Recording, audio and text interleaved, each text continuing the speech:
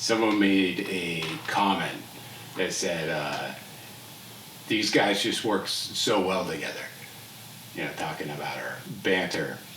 They haven't seen us during the week when we throw wrenches at each other. I had a flashback. It was like that morning or the morning before where, so we have a battery charger that has four charge 4 batteries at once. Right. And I had 2 batteries on there, and one was flashing full.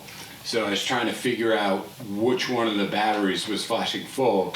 And Nathan came up, and I think he was just in the mood. You were just in the mood where you wanted to yell at something. I wanted to screw with you. Yeah, and I was in the mood where I wasn't just gonna let that roll off my back. So we're like, you're like, oh, we'll charge you. You start explaining to me how the battery charger. I'm like, that's not what I'm doing. No, I explained to you when it was charging and when it wasn't. I just followed wire. I mean, how hard is it to do that? that? I said, what do you think I'm doing? And anyways, and then Garrett chimed in and said, man, you two should get a divorce.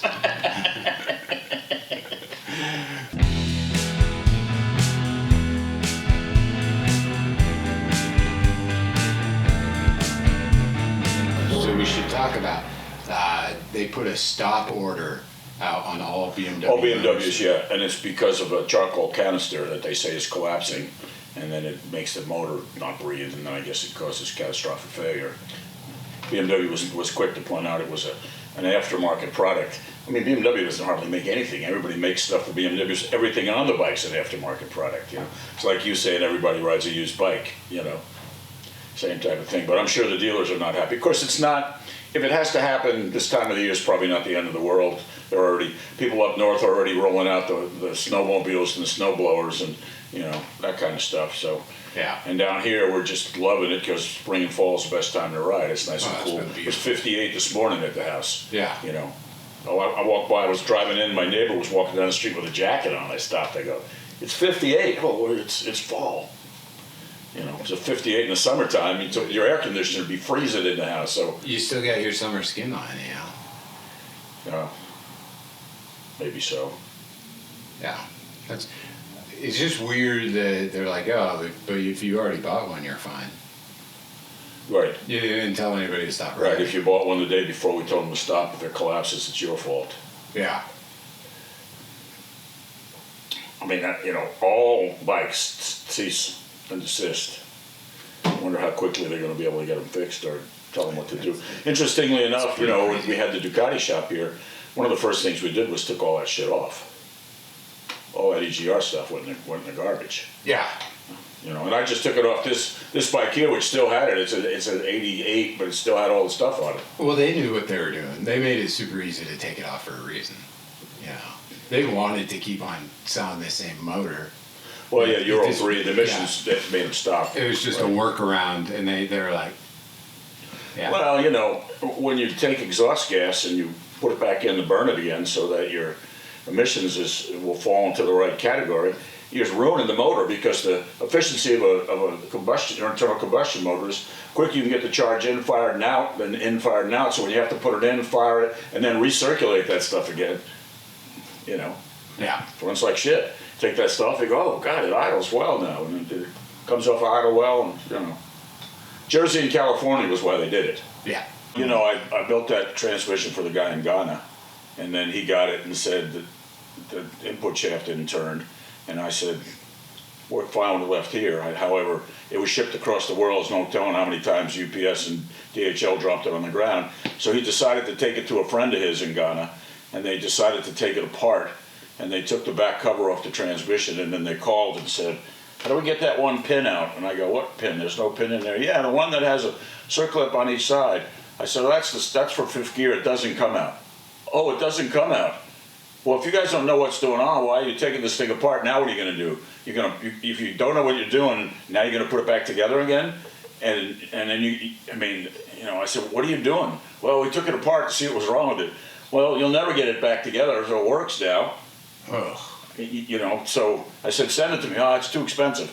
Okay, well, it worked when it left here. I shifted through it, everything worked. Yeah, and I sent it to your cousin somewhere, and then he took it and sent it overseas, and then, I said, look at the box and see if something's, because we had that one motor that UPS cracked the case You know, we had it in a plywood box, 3/4 inch plywood box, glued and screwed, and they still managed to crack the case.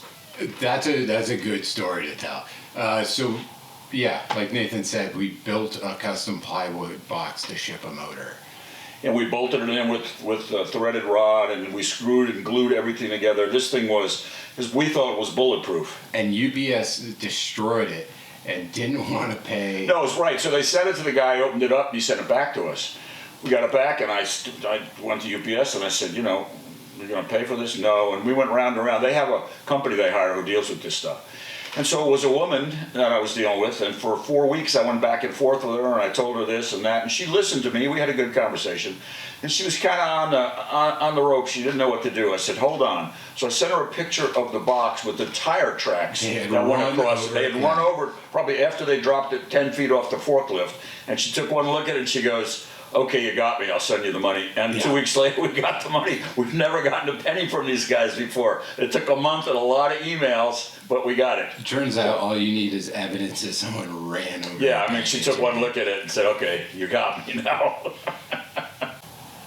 You know, somehow those guys, I think UPS and those guys go to a special school of destruction. I think some of those little buttons they have, we don't know what they are, but I think it means master destructor, you know. They can break anything with a rubber hammer. You give them enough time, they can break a vise. So, you know, it's kind of interesting talking about trying to break things. This bike I got here, which is a one-owner bike with 40,000 miles on it, it's been sitting for a while, and I spent more time trying to get it apart. I couldn't get the bolt out that held the alternator rotor in. It took me a half hour with a chisel. I finally managed to break it loose and then to get it out. I got it out, but everything on this bike I cannot get apart. It's been together since it's an '88 bike, and it's had one owner, and most of this bike, you can see the marks on it from the quality control. They're still nice and bright, and the mark on here still lines up exactly with the mark on the nut. Some of this stuff's never been apart, and I've spent more time trying to clean this thing up or get baked up stuff off of it or get nuts and bolts off of it. It's crazy. It's super clean, but oh yeah, it's a nice bike. Yeah, nice motorcycle. I'm not a fairing guy, but if I was, this would be a nice bike to have. Yeah. And so yesterday I bought this R60 through short shaft. You. Yeah, he bought it for me several years ago. We put a new speedo in, and only serves 964 miles since he bought it 4 years ago from us. Nobody called about it, did they? No. They messed up. It's a nice bike. I'm going to do a few things to it. I put it on the lift here. If I get a chance tomorrow, I'm going to do a couple things. It's got a brand new seat, brand new speedometer, brand new tires. He just put tires on it. So if you're looking for a short shaft R60 at a good price, you know, give us a holler. We also still have one more R80 GS. We sold a tatty looking one today to a guy in upstate New York. Awesome. Yeah. And he said he already put a check in the mail, so we got to sell the other one now. And Garrett's working on that Monoshock R80, which I don't know what it's going to turn out to be, kind of a half scrambler, half whatever.